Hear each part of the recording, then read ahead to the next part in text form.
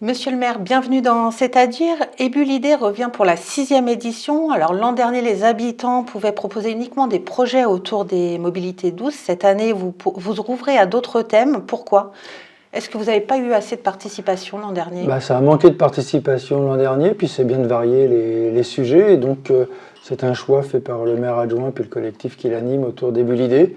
C'est aussi de varier régulièrement les sujets. Donc on a testé l'année dernière mobilité douce, on peut faire environnement. Là on laisse le champ le plus large possible. En plus ça nous permet de redémarrer parce que plus on rétrécit les thèmes, effectivement, moins il y a de gens qui se sentent intéressés. Donc ça vaut le coup là de réélargir. Alors uniquement 110 000 € ont été dépensés sur le budget alloué de 244 000 €. Pourquoi ?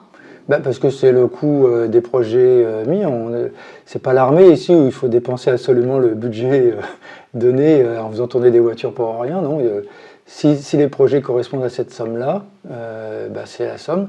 Le reste est reversé dans le budget général et servira pour des aménagements aussi de toute façon. Donc ça reste pour des aménagements ? Ça reste pour des aménagements, ça retourne dans le budget général. Ouais. Les propositions ne vous convenaient pas aussi ou... Non, rien à voir. Les propositions ont été retenues par les habitants. C'est les habitants qui votent. Donc on ne me demande même pas mon avis. Enfin, je vote comme tout le monde. Et à partir d'un diagnostic fait par les services techniques qui font un chiffrage, c'est ce chiffrage qui permet de déterminer le budget dans la limite de l'enveloppe. Si c'est en dessous, on récupère le supplément pour le remettre dans le budget général et ce sera investi pour des travaux de voirie ou autres. En tant que tel. Si c'est au-dessus, c'est pas possible, donc on limite sur l'enveloppe décidée. Est-ce qu'il y a un projet qui vous a le plus marqué sur 2022 ? Marqué, je ne sais pas, mais en tout cas, c'est peut-être le projet pour lequel j'avais voté. D'ailleurs, c'est celui des garages à vélos qu'il faudrait qu'on installe davantage dans la ville, parce que s'il faut encourager les vélos, il faut aussi qu'on aide les gens à stationner. J'entends beaucoup de personnes me dire qu'il n'y a pas de place dans nos bâtiments. C'est difficile de monter dans les étages avec mon vélo, donc c'est vrai qu'il faut qu'on arrive à améliorer le stationnement et l'entreposage des vélos des personnes qui les utilisent. Alors sur ce projet-là, par exemple, dans combien de temps ça va pouvoir aboutir ? Ça, il faut voir avec les services, mais en général, on s'engage pour que ce soit mis en place dans les 1 à 2 ans qui suivent la décision. Le nouvel art de vivre se poursuit. Une réunion publique autour des services publics s'est tenue en mairie en février dernier et elle a débouché sur la création d'un collectif de défense des services publics.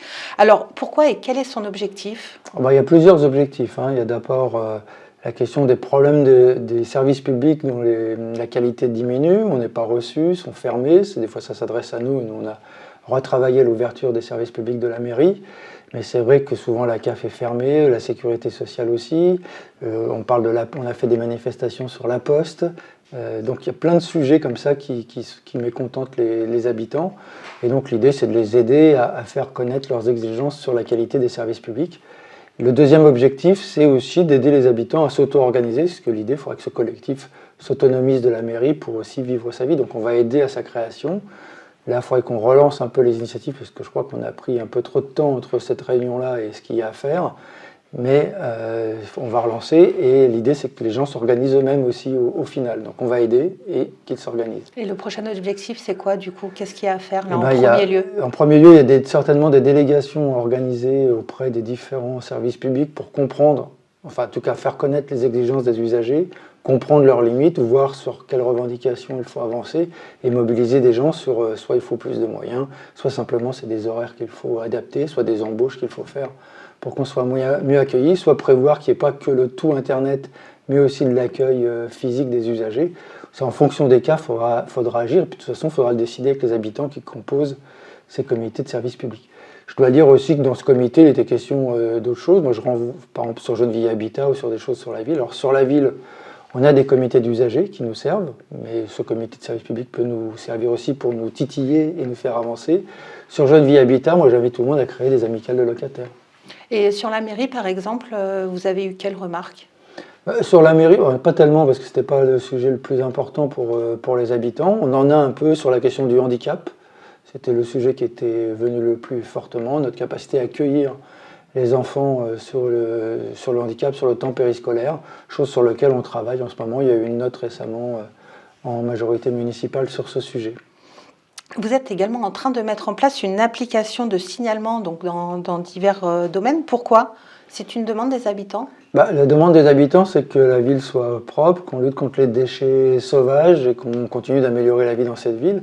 L'application ne réglera pas tout parce que c'est pas elle qui va venir ramasser les dépôts sauvages, mais ça peut être un moyen pour les habitants pour signaler ces dépôts sauvages et permettre aux services d'intervenir le plus rapidement possible. C'est en ça que ça va améliorer la qualité de vie des habitants, selon A vous? priori, oui, parce que chaque fois qu'on signalera et puis qu'on est au courant, c'est-à-dire que certainement que les services ne pourront pas réagir dans l'heure qui suit, mais en tout cas, les personnes, normalement, devraient recevoir une notification disant « On a bien pris en compte votre demande, on interviendra dans les 48 heures, 72 heures, enfin selon le sujet qu'ils ont signalé. » Est-ce que ça ne fait pas quand même un peu délation vis-à-vis des voisins? Non, il n'y a pas marqué de nom ni de personne. Ce qu'on veut, c'est le dépôt qu'on va signaler, c'est pas les gens. Donc, parce que c'est pas relié à la police, c'est relié aux services techniques qui, eux, vont ramasser. Par contre, j'alerte sur le fait que moins on aura à ramasser, mieux ce sera. Ça veut dire que plus on aura avancé sur cette question du respect par toutes et tous de l'environnement, le respect de ses voisins en ne mettant pas ces cochonneries n'importe où et en arrêtant de mettre de la nourriture aussi dans l'espace public, ce qui nourrit les rats. Donc on va continuer d'avancer sur ces batailles-là aussi. On arrête là, on se retrouve dans 2 semaines dans C'est-à-dire.